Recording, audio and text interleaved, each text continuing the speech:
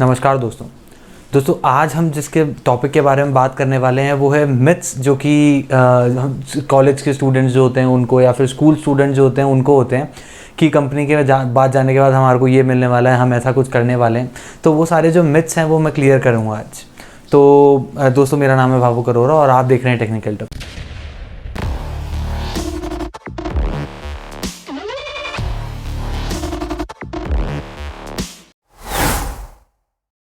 तो दोस्तों, आज जो हम सबसे पहला जो मिथ जो कि एक सबसे ज़्यादा लोगों को होता है कि जो उनकी CTC होती है, जो उनको ऑन पेपर लिख के दिया जाता है अमाउंट कि आपको ये सैलरी मिलने वाली है, उनको लगता है कि वही मिलेगा। उनको कॉलेज स्टूडेंट्स या स्कूल वालों को, बच्चों को ऐसा लगता है कि उनको वही अमाउंट मिलने वाला है इन हैंड, जबकि ऐसा नहीं होता है। वो CTC होता है जो कि लिखा होता है डॉक्यूमेंटेशन के अंदर, या जो भी आपको ऑफर लेटर मिलता है उसके अंदर जो लिखा होता है वो एक CTC होता है, कॉस्ट टू कंपनी, जिसका मतलब है कि वो जितने भी आपके वेरिएबल इनकम प्लस आपकी जो कांस्टेंट जो एक इनकम आपको मिलती है उन दोनों को मिला के CTC बनता है।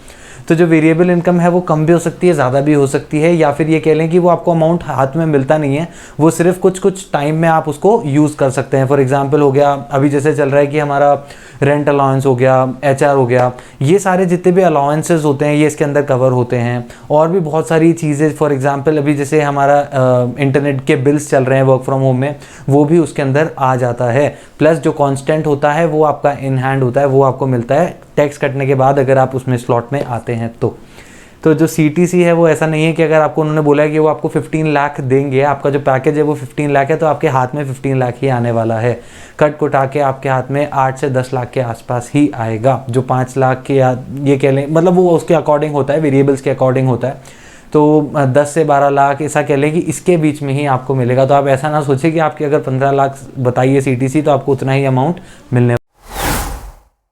तो जो अगला जो अब मिथ है वो उन लोगों को जो कि फ्रेशर्स होते हैं, जो कि कॉलेज में होते हैं और उनको लगता है कि ऐसा कुछ होने वाला है। तो वो जो मिथ है वो ये है कि वो डायरेक्टली जाते ही बस कोडिंग स्टार्ट कर देंगे, क्यूबिकल में बैठ के कोड करना है, प्रोजेक्ट्स बनाएंगे, बहुत सारे अलग अलग प्रोग्रामिंग लैंग्वेजेस यूज़ करेंगे, बहुत सारे प्रोजेक्ट्स बना के सबमिट करेंगे, क्लाइंट के लिए काम करेंगे। वेयरएज अगर आप रियल लाइफ में जाते हैं, अगर आप एक फ्रेशर हैं तो आप डायरेक्टली कभी भी काम नहीं कर रहे होंगे, डायरेक्टली आप कभी भी प्रोजेक्ट पे सीधे एलोकेट नहीं किए जाएंगे। वो एक बहुत ही कम सिचुएशन होगी, या ये कह लें कि 100 में से 5% ऐसी सिचुएशंस होती हैं जब आप डायरेक्टली प्रोजेक्ट पे जो है एलोकेट कर दिए जाते हैं। उससे पहले आपकी सबसे पहला जो होता है वो होती है कॉर्पोरेट ट्रेनिंग।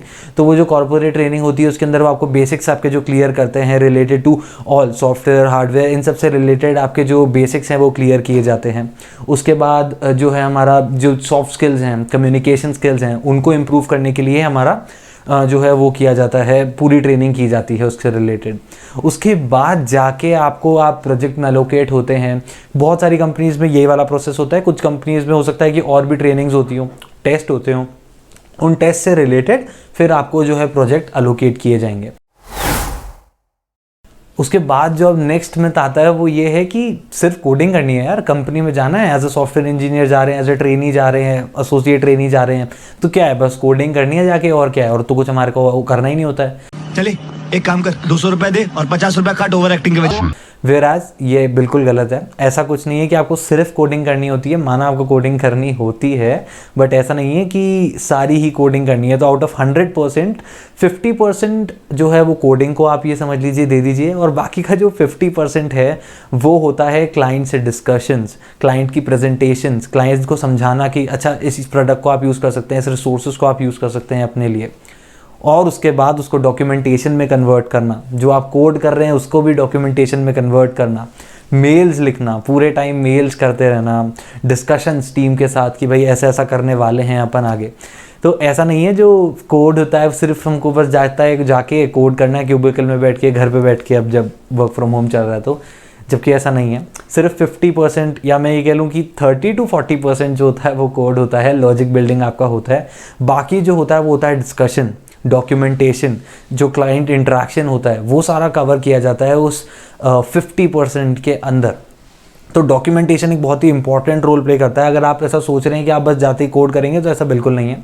आपको कोड के साथ साथ उसको डॉक्यूमेंटेशन भी जो है उस पर भी ध्यान देना पड़ेगा।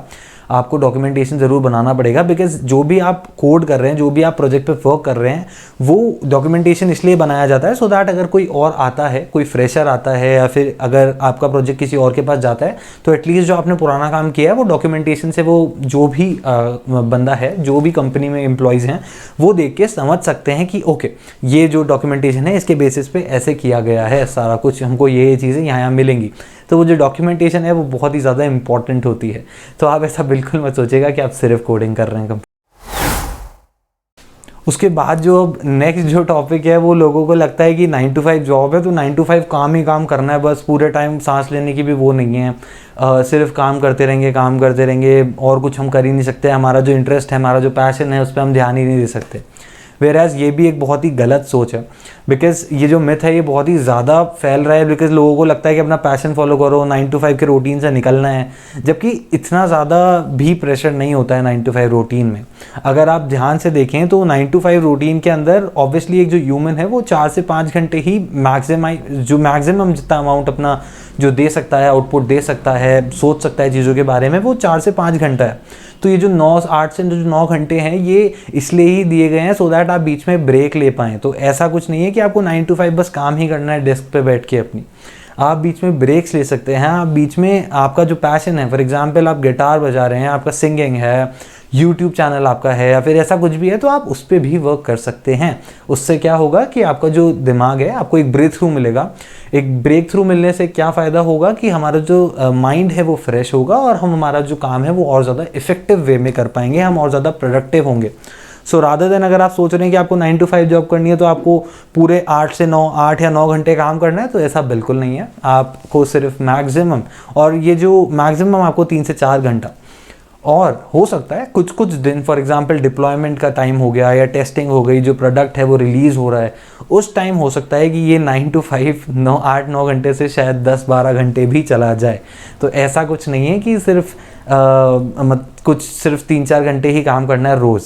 कभी कभी हफ्ते में या ये कह लें महीने में 1, 2 या 3 बार भी जो है कभी कभी चला जाता है। तो ऐसा मत सोचिए कि बिल्कुल ही हमारे को एकदम फ्री माइंड होके काम करना है, हमको सिर्फ 3-4 घंटे करना है, ऐसा भी नहीं है। कुछ कुछ टाइम ऐसा होगा कि आपको ज़्यादा देना पड़ेगा इनपुट, और कुछ कुछ टाइम ऐसा भी होगा कि जब आपके पास कुछ काम नहीं होगा या मे बी आपके पास कोई अभी प्रोजेक्ट पे वर्क नहीं है, ऐसा कुछ काम नहीं है, तो वो भी हो सकता है। तो ऐसा बिल्कुल मत सोचिए कि 9 to 5 है तो मतलब हमको रोज़ ही पूरे 9 to 5 काम करना है। This is not at all right. उसके बाद जो एक मिथ है वो ये है कि अगर आपको लगता है कि आपको पाइथन आती है तो आप सिर्फ पाइथन पे ही काम करने वाले हैं, आपको जावा आती है, आपको प्रोग्रामिंग अच्छी लगती है, डिज़ाइनिंग अच्छी लगती है, आप सिर्फ उसी पे वर्क करने वाले हैं, तो ऐसा ज़रूरी नहीं है। बिकॉज़ अगर आप फ्रेशर हैं तो फ्रेशर्स में ये जो मिथ है ज़्यादा रहता है कि हम यही काम करेंगे, हमारा कंफर्ट जोन जावा है, पाइथन है, C++ है। जबकि अगर आप कंपनी के अंदर जाते हैं, आपका ट्रेनिंग फेज़ कंप्लीट होता है, तो according to the project allocation, अगर आपको किसी उस बेसिस पे नहीं लिया गया है कि आप स्पेसिफिक प्रोजेक्ट के लिए नहीं आ रहे हैं, तो ये जो है आपको किसी में भी काम मिल सकता है। तो ऐसा नहीं है कि अगर आपको जावा आती है, C++ आती है तो आपको दूसरा किसी में काम नहीं मिलेगा, आपको जावा या C++ ही देने वाले हैं। ऐसा भी हो सकता है कि आपको प्रोजेक्ट में जाके और भी बहुत सारी नई लैंग्वेजेस सीखने को मिलें और भी बहुत सारे नए नए प्लेटफॉर्म्स पे वर्क करने का मौका मिले। तो अपने आप को बिल्कुल कंफर्ट जोन में मत रखिएगा अपने। बिल्कुल ये मत सोचिएगा कि मेरे को जावा के अलावा और कुछ नहीं करना है, मेरे को जावा ही करनी है या C++ या कोई भी प्रोग्रामिंग लैंग्वेज जैसे पकड़नी नहीं है। सीखते रहना है, कंफर्ट जोन, अपने step out of your comfort zone, you have to think outside the box as well. तो आपको ये ज़रूर सोच के चलना है कि ठीक है जो भी लैंग्वेज आएगी I am comfortable with it, I learn it, मैं सिंटेक्स देख लूँगा उसके, मैं धीरे धीरे करके सीख लूँगा। आपको ऐसे भी कोई मैनेजर या आपका टीम लीड कोई फोर्स नहीं करने वाला डायरेक्टली कि काम करो, बिकॉज दे ऑल्सो नो आपको कम आता है, तो वो आपको शायद मोटिवेट ही करेंगे कि आप ये लैंग्वेज सीखिए, आप इसमें वर्क करिए, बिकॉज हमारा प्रोजेक्ट इसमें है। तो आपको ऐसा बिल्कुल नहीं करना है कि भाई मेरे पास एक ये लैंग्वेज है तो आप प्रोजेक्ट ही ना लें वो वाला, बिकॉज प्रोजेक्ट एलोकेशन एक बहुत ही क्रूशियल मोमेंट होता है जब भी आप किसी कंपनी में जाते हैं। तो हो सकता है कि आपका वो प्रोजेक्ट आपका फेवरेबल लैंग्वेज नहीं हो, आपको वो फेवरेट लैंग्वेज नहीं हो, तो भी आपको वो प्रोजेक्ट लेना चाहिए और उस पर वर्क करना चाहिए, बिकॉज आपको कहीं ना कहीं वो चीज़ सीखने के बाद आगे कहीं ना कहीं काम आ सकती है। आपका जो CV है वो बिल्ड ही कर रही है वो। और जो एक लास्ट मिथ है जो लोगों को होता है वो ये है कि what you have to do is just copy paste from Stack Overflow. बहुत सारे उसमें ऐसा दिखाते भी हैं मजाक में, या फिर ये कह लें कि फ़नी वीडियोस जो होती हैं, जबकि ऐसा नहीं होता है। कॉपी पेस्ट नहीं होता है, जस्ट कि आप स्टैक ओवरफ्लो हो गया, गीक्स फॉर गीक्स हो गया, ट्यूटोरियल पॉइंट्स हो गया, इन सबको आप एज अ रेफरेंस यूज़ करते हैं। सो दैट अगर आपको ऑब्वियसली आपको हर चीज़ का सिंटेक्स नहीं पता होगा, आपको ये नहीं पता होगा कि हर चीज़ कैसे वर्क करती है, तो अगर आपको वो नई चीज़ सीखनी है तो ऑब्वियसली आप किसी ना किसी रेफरेंस को लेंगे यूज़ में।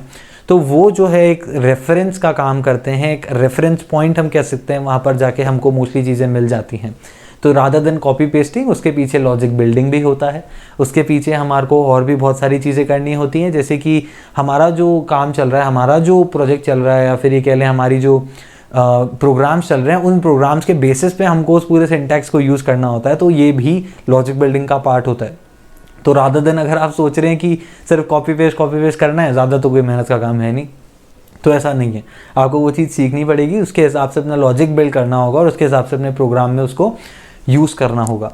तो ये जो था ये भी एक बहुत ही बड़ा मिथ था, जो कि बहुत ही ज़्यादा प्रैंक्स में और बहुत ही ज़्यादा फ़नी वीडियोज़ में कवर किया जाता है। बट ऐसा नहीं है, आपको उस हिसाब से अपने पूरे प्रोग्राम को भी यूज़ करना होता है, आपके प्रोग्राम में उसको यूज़ करना होता है उस चीज़ को जो आप कॉपी पेस्ट कर भी रहे हैं। तो ये जो सारे थे ये मिथ्स थे, तो मैंने सोचा क्यों ना कवर कर लिए जाएं, क्योंकि बहुत फ्रेशर्स या बहुत सारे कॉलेज स्टूडेंट्स, स्कूल स्टूडेंट्स को लगता है कि एक सॉफ्टवेयर इंजीनियर या एक ट्रेनीज़ जो होते हैं कंपनी में जब आते हैं स्टार्टिंग में, तो उनको बहुत ही ऐसे ये जो मिथ्स हैं ये मिलेंगे कि सही हम अपने मन का काम करेंगे, कोडिंग ही करेंगे, जबकि ऐसा नहीं है। आपको और भी बहुत सारी चीज़ें करनी होती हैं। तो अगर आपको वीडियो अच्छी लगी हो तो इस वीडियो को लाइक करिएगा, शेयर करिएगा उन लोगों के साथ जो कि फ्रेशर्स हैं, और सब्सक्राइब करिएगा हमारे चैनल को। धन्यवाद।